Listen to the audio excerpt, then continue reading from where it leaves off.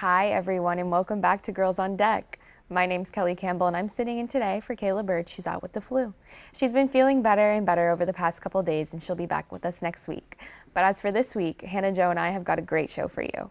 Alex Funderburk will be joining us to talk about our thoughts on a wild Super Bowl and what we think the future holds for the NFL and in the offseason. But then we'll move to the NBA. Aaliyah Ovelis will join us to talk about some of the interesting moves made last week just before the deadline. You won't want to miss it. Girls on Deck starts now.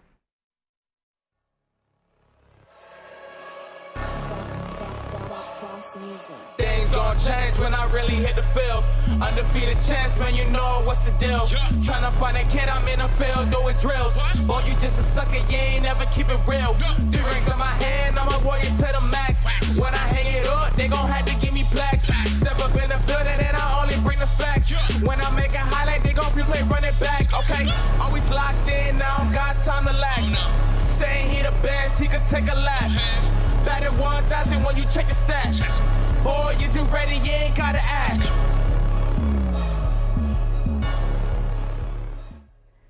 Welcome back, everyone. On Sunday night, we saw for the second year in a row a team win the Super Bowl in their home stadium. Matthew Stafford, Aaron Donald, and Cooper Kupp did what they needed to do to beat the likes of Joe Burrow, Joe Mixon, and Jamar Chase.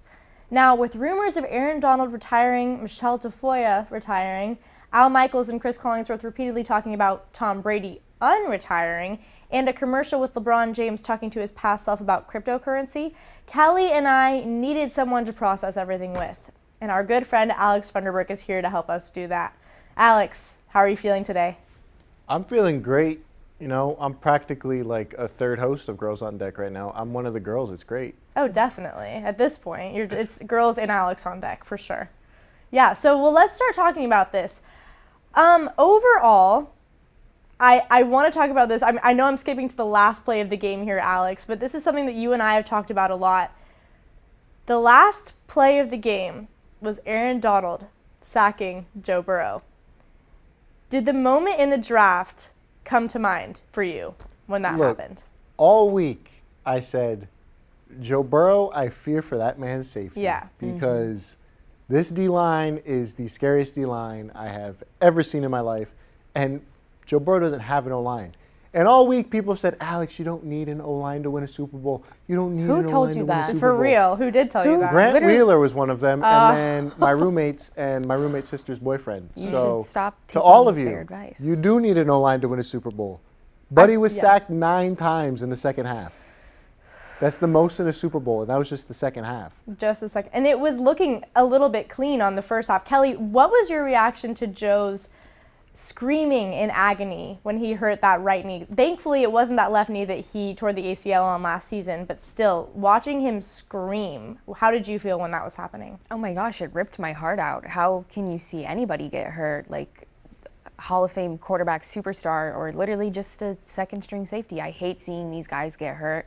That's like one of the most terrible parts of the game is the injuries. And just seeing them replay that slow motion on his face of him in agonizing pain. Yeah. I was like, oh my gosh, that's a ligament, that's the ACL, the MCL, or that's the meniscus. Like that's his knee. And I myself have torn my ACL and I know how terrible that pain is. So I was just hoping and praying that he would get up and walk off. And when he hobbled off, I was a little bit worried, but to see him come back into the game, I don't know if he's healthy. I don't know if it was just all the energy and adrenaline that he had rushing through his veins because it was the Super Bowl. Definitely. Alex, I mean, what do you think? Do you think it's something that's going to affect him next season, or what do you think?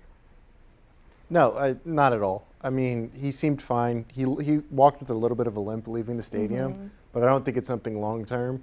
I think he will have a long-term injury if they don't get him in a line. Yeah. You can't be sacked 19 times in a playoff and just expect to be fine. Right. No, I totally agree with you there. And his passes were not as sharp after that. It wasn't as quick. His releases weren't as quick, which led to more sacks. He had been doing a great job because he knew the reality of the situation was that he would have to release the ball quickly in order to not have that pressure actually get to him. They actually did a great job of having the center help out with Aaron Donald, but then in the second half, they put another guy on the center, so then the center can't go over and help with Aaron Donald.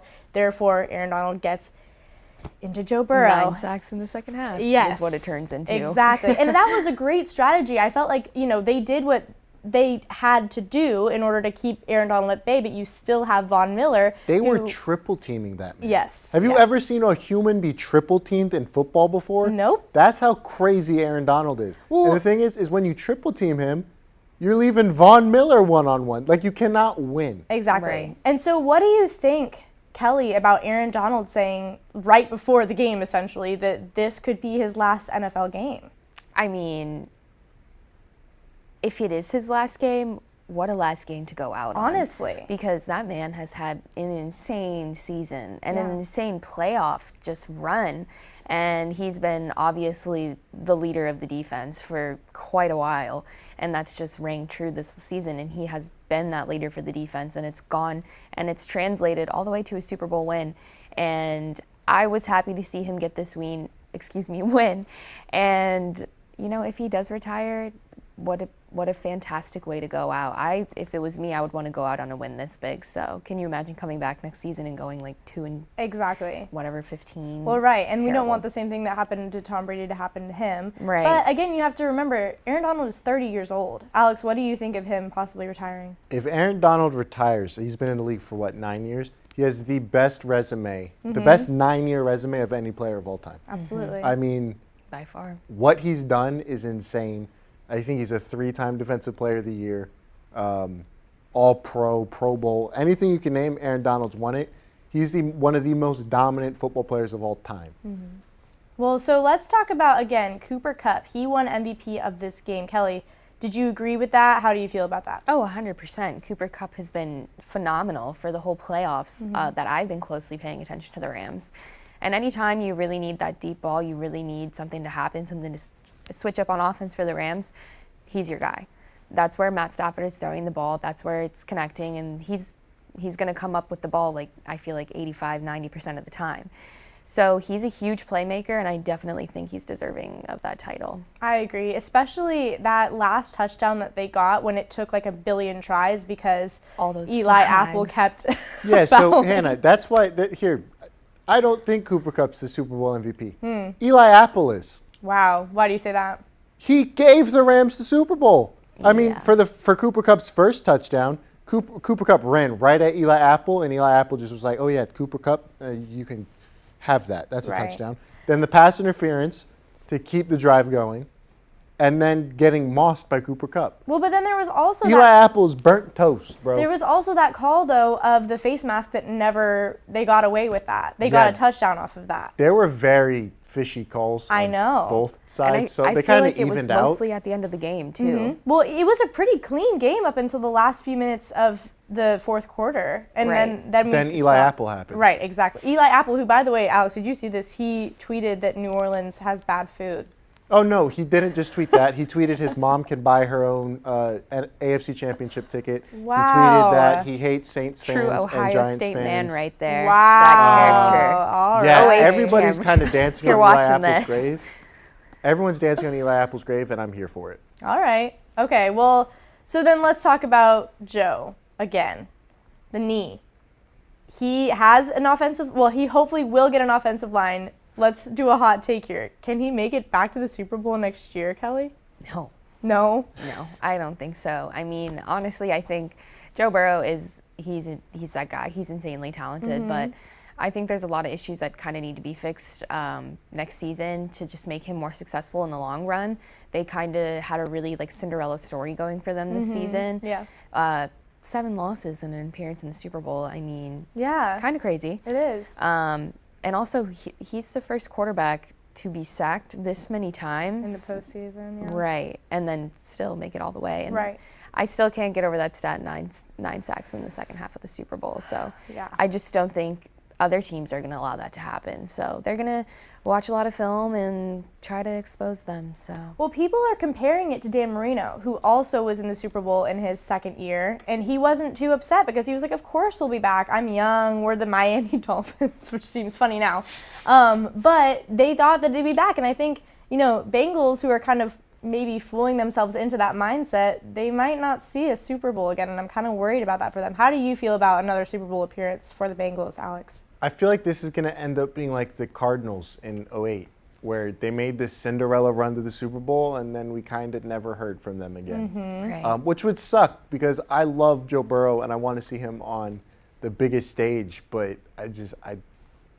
that division's tough. Now you're going to have to deal with healthy Lamar Jackson and a healthy Ravens team. I'm not counting the Browns in that war criminal in Baker Mayfield, but I have to assume the Steelers are going to get better. They're going to get a quarterback. Like, that division's tough, and you went 9-7. You got to the Super Bowl, but I don't think you're going to get back. Well, let's talk about that guy you just mentioned, OBJ, and you can talk about Baker Mayfield if you want a little later, Alex. But OBJ came out after contributing a touchdown or two to that Rams team, and then he was in tears when they finally won. Kelly, were you worried for the Rams team when OBJ was limping off the field? Well, I go back and forth because that's one of their big weapons, and he's been so successful ever since he's gone to the Rams and started working with Matt Stafford. And everyone was freaking out when he got hurt and had to step out of the game, and that sucked watching as a fan because he's worked so hard and he's finally in his Super Bowl and finally on the line to get that ring, and then again with the injuries takes it away from you in 2 seconds. It's really disheartening. But hello, offensive MVP, Cooper Kupp, he's still on your team. Yeah. So Yeah, it is a loss, but not one that he can't make up for. he had faith, yeah. Alex, what is Baker Mayfield thinking right now? Baker Mayfield was not watching that Super Bowl. He was watching like Law and Order reruns. But He is not thinking Buddy was what he's hiding. doing. He did not want to watch that because he is a war criminal. How do you make Odell Beckham Jr. look bad at football? Playing in Ohio. How do you do that? Like, you have Odell Beckham Jr., one of the best wide receivers of our generation, and you make him look bad? He's had more touchdowns this season with the Rams. Who, by the way, he got there halfway through the season than he did in his 2.5 years in Cleveland. That's nuts. I owe Odell Beckham Jr. an apology myself because when he missed that catch, I thought when he went down he was just upset that he missed the catch, which is understandable. But I was like, oh, he's being dramatic. This is OBJ. So there's no way that OBJ is watching this, but I'm so sorry that I said that on my couch about you. I'm glad that you got this ring. You deserved it after whatever you went through with the Browns and whatever you went through with Baker Mayfield. I'm happy for you. You deserve it. And yeah, I'm glad. And as much as it pains me to say this, I'm glad that Von Miller, I miss him on the Broncos. I wish he would have been playing at this caliber. But I'm glad that he's on the Super Bowl team. I'm glad that OBJ is on a Super Bowl team. And I'm so glad that Matthew Stafford got to win a Super Bowl. Alex, after all the pain that he endured on the Lions, how did it feel to see him come out with the ring? Hold on. Everyone's talking about Joe Burrow coming back from a little injury. Did no one else see Matthew Stafford's foot Ankle. be backwards? Yeah, exactly. Yeah. And he came down, led a game-winning touchdown drive. I'm ecstatic for Matthew Stafford. And if we want to talk about resumes, he has the same amount of Super Bowls as Aaron Rodgers. Heck yeah. So if we want to get into it, we can get into it. But, I mean, I'm so happy for Matthew Stafford. His career was being wasted away in Detroit. For him to finally get out of there, first year out of there and win a ring is impressive. Yeah, definitely. Kelly, how did you feel seeing Matt Stafford win that game? I was happy for him, but also at the same time, he went to the University of Georgia, so I can't really be too happy for him. Just personal beliefs. But I mean, after him having to be in Detroit for so long and just stink horribly, this is good for him. He's like, okay, I worked so hard and now I have this ring to prove it. So it's really great to see for him. It's really great to see for the Rams. Another win for the home team. Second time ever. It's really cool, especially in 2 years in a row. But Alex, thank you so much for coming on today. That's all the time we have to talk about the Super Bowl, NFL and all. We're so excited to have our for the stuff that's to come when we talk about our NBA trade. Aaliyah Ovalas will be back with us to talk about some of the trades. Stay with us. I'm going with Cowboys versus Giants. Why? Because I am a New York Giants fan and I want my first pick of the week to be my team. I see an upset for the New York Giants this Sunday. Bet your entire savings, and I'm telling you right now, they're gonna win. I don't care what you say. It's gonna happen.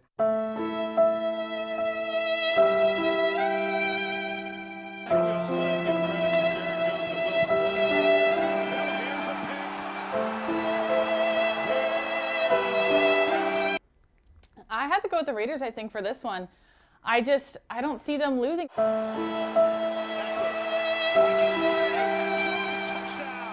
Welcome back. It is now time for our primetime picks of the week, the best segment. I'm currently doing awful, standing at 16-10, Oklahoma State and Texas.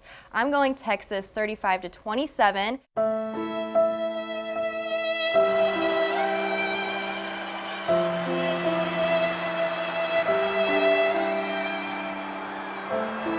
All right, Jeff, don't tell me your winner, but who is going to the Super Bowl?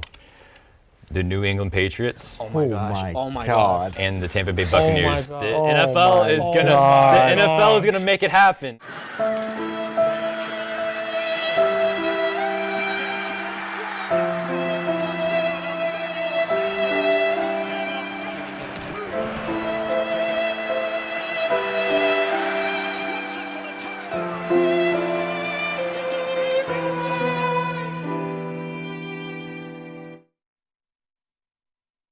Last Thursday was the NBA trade deadline, and while it seems like some teams might have missed their chance, some teams won big. We're here to talk about some of those big wins and losses over the past NBA week with Aaliyah Valles. Aaliyah, welcome. First time on air. How are you feeling today? I am feeling great today. Just want to say thank you guys so much for having me. I'm excited to be here and talk all NBA with you guys. Well, let's get started here. Talking about probably the biggest news from last week, James Harden for Ben Simmons. James Harden is a Philly 76er and Ben Simmons is a Brooklyn Net. Aaliyah, what's your reaction to this and to last week as a whole? I just want to start off by saying this was one of the interesting trades that we have seen in a while. The Sixers and the Nets have a new look. The Pacers look a little bit more revamped. And for the Warriors, Lakers, Bulls, and probably 5 other teams, well, let's just say they seem to not remember the deadline as there was no deals made last Thursday. But the spotlight has been revolving around 2 teams in particular, like you said, the Brooklyn Nets and Philadelphia 76ers. I want to say by far they have made the most promising trades for the upcoming season, and right now the Nets are looking really strong. For the Nets, this trade made them a way better team for trading Harden for Simmons. I want to say that Harden and Simmons, they probably got exactly what they wanted this season with their trade, considering how Harden, he did not feel as comfortable on the Sixers, and I feel like, not the Sixers, I'm so sorry, on the Nets. And I feel as if this is an opportunity for him to get a restart, as well as Simmons getting a restart on the Nets, considering how he has mentioned that he does not feel like putting another 76ers jersey on ever again. With this, Simmons is going to boost Simmons is going to fill in on the rotation, and we're excited to see how he's going to do that. Is Kyrie going to play guard and Simmons going to move into forward? That's something that we're all interested on seeing. Simmons can boost the ball perimeter, on-ball perimeter, off-ball havoc, and assist in some versatility that can be very beneficial to the Nets. Yeah, well, I'm a little concerned for Ben Simmons' psychology and his mindset right now. If he even has the confidence to really make the plays that we've been used to seeing him do the past couple of seasons. You know, he's been struggling. He didn't take the opportunities that he should have taken in the playoffs last year. And, you know, like you said, he didn't want to be on the 76ers. Do you think that he has the mindset to want to really go out, put himself out there, you know, put himself in some positions where he might get fouled on and might have to do some free throws? Do you think he's ready for that as he goes to the Nets?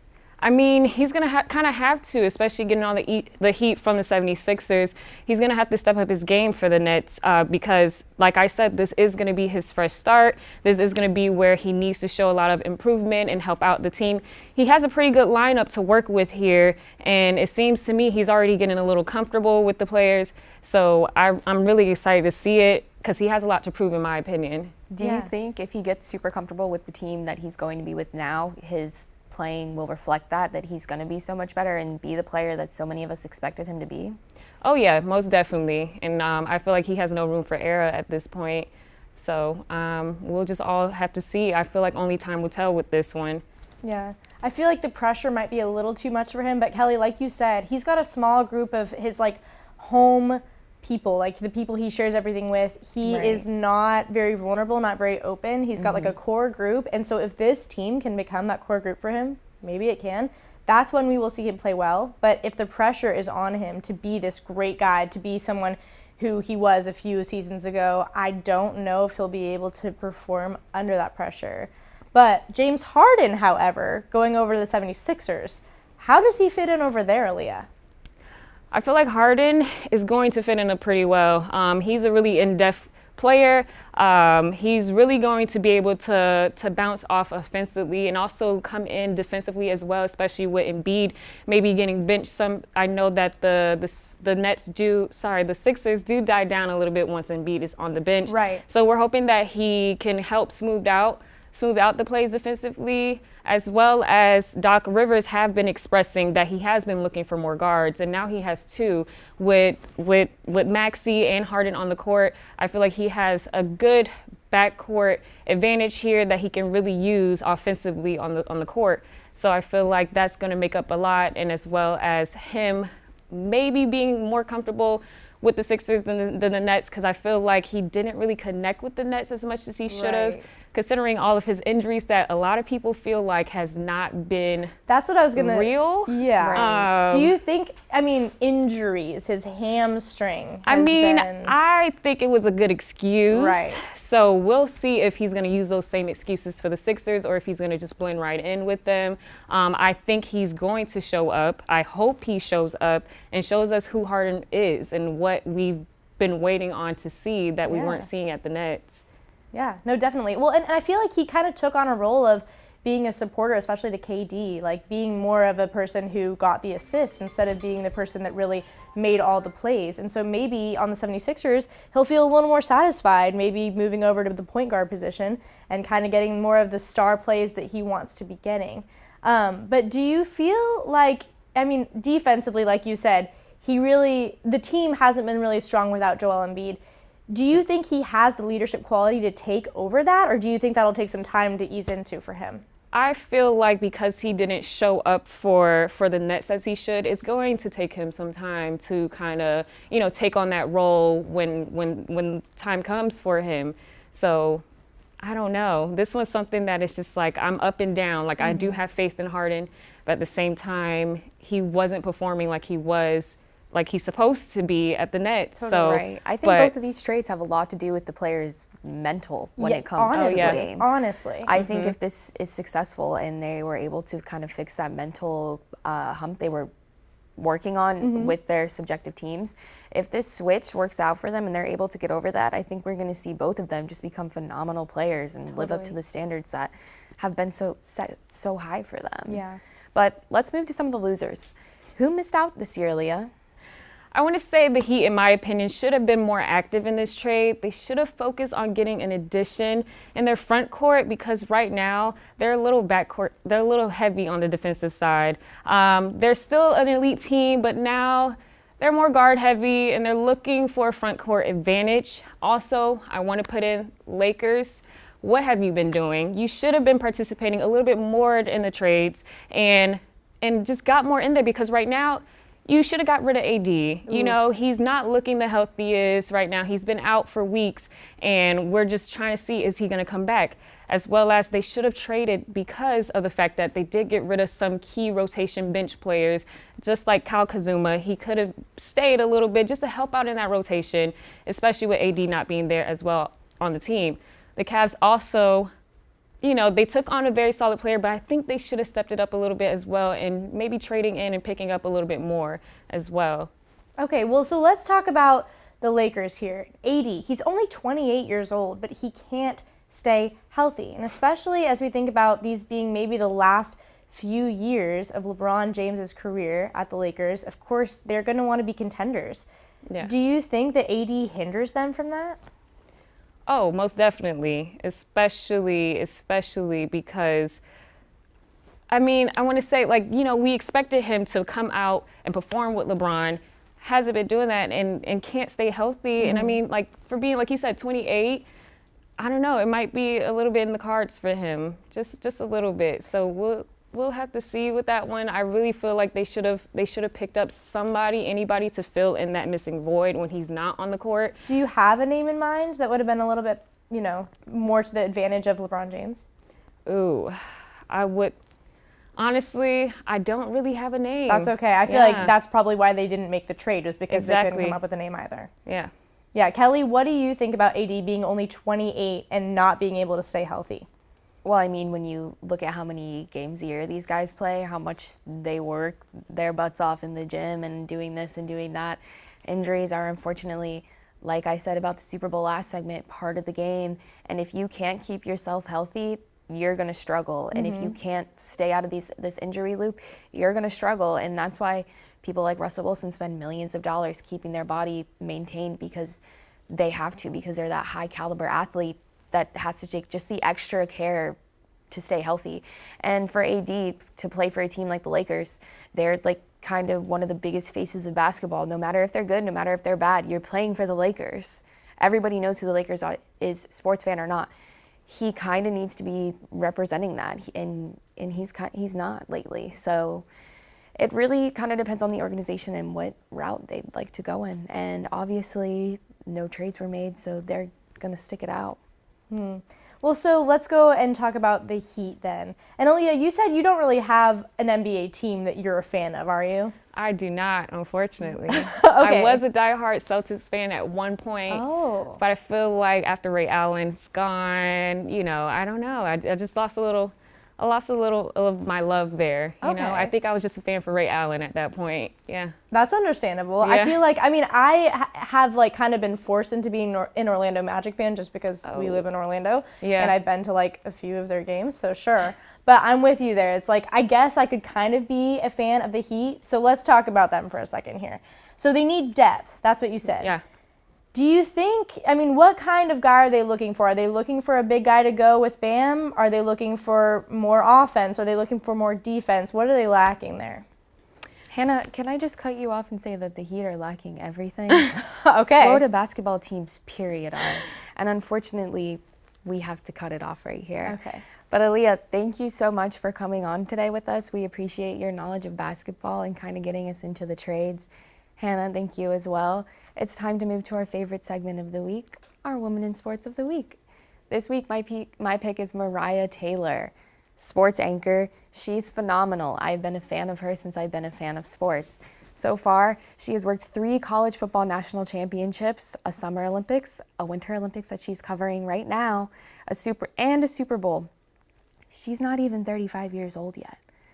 Hannah, what is it like seeing someone so young and so successful, and also a Black woman be so successful in sports right now? I can't tell you what it feels like every Sunday night to watch Mariah Taylor at the desk with Chris Sims, with Tony Dungy, with Mike Florio, all of these amazing guys who have, they're reputable in the NFL. And the NFL football is my favorite sport. So seeing her at the table with those guys is so empowering, so inspiring, so exciting for someone like me who hopes to be in the same position someday. And of course, like you said, not only is she a woman, she's a Black woman. I'm hoping that she continues to open doors. Mountains. Yeah. I love to see it for her, and like for so many girls just like us who look up to her and are inspired by her. And I'm a college football fan myself, and she covers every single big college She football. did go to Georgia, though. I know, but that's the only woman we'll look past it for, okay? Okay. That's the only one. But she's doing things that are phenomenal, and she actually has recently moved programs. She's no longer with ESPN due to some things that happened last summer. And she's now in the process of wanting to become her own producer, and she's working on some projects that are premiering this fall, and I'm super excited to just kind of see everything she's going to be doing. She is so young, and she does have so much already on her resume. Yeah. So I just can't wait to see what she does in the future. Yeah, we'll be seeing her for a long time. We might even get the chance to work with her, I hope. Oh my gosh, don't say that. I'll cry. I know. But again, thank you guys for tuning in. That's all the time we have for Girls on Deck this week. Thank you for Alex, from Aaliyah, from Hannah, and myself. You guys have a great week.